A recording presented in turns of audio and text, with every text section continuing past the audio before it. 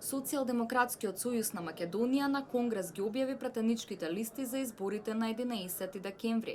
Поранешниот председателски кандидат на СДСМ Стево Пендаровски е носител на првата изборна единица, а потоа на листата следуваат Рената Дескоска, Дамјан Манчевски и Стефан Богоев.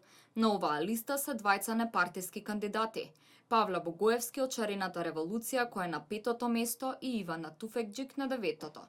Во втората изборна единица носител актуелниот министер за внатрешни работи и генерален секретар на СДСМ Оливер Спасовски. По него следуваат Фростина Раменски и Мухамед Зекири. На 5-то место на оваа листа е предложен професорот Ферит Мухик. Во третата изборна единица покрај носителот Љупчо Николовски, кој е дополнителен заменик министер за земјоделство, се наоѓаат и Благој Бочварски и Јагода Шахпаска. Зоран Заев е начело на четвртата изборна единица, а зад него се неговите соопартици Харило Квенец и Катерина Кузмановска. Во петата изборна единица носител е подпредседателката на СДСМ Радмила Шекеринска, која пак е во друштво со Александар Кирацовски и Томислав Тунтев. Во шестата изборна единица предводник е портпаролот на партијата Петра Шилегов. На второто место е Ѓулум Серкасапи како непартиски кандидат, а по него следуваат Благојче Трпески и Даријан Сотировски.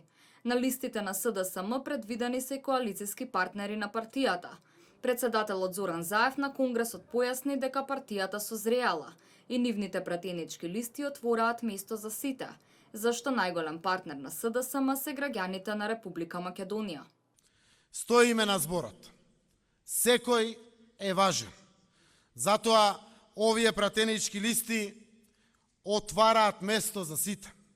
Во нив не има од различни региони, од градови и села, од различни професии, од различни етнички заедници, од секаде, од секоја пора на општеството во кое што живееме.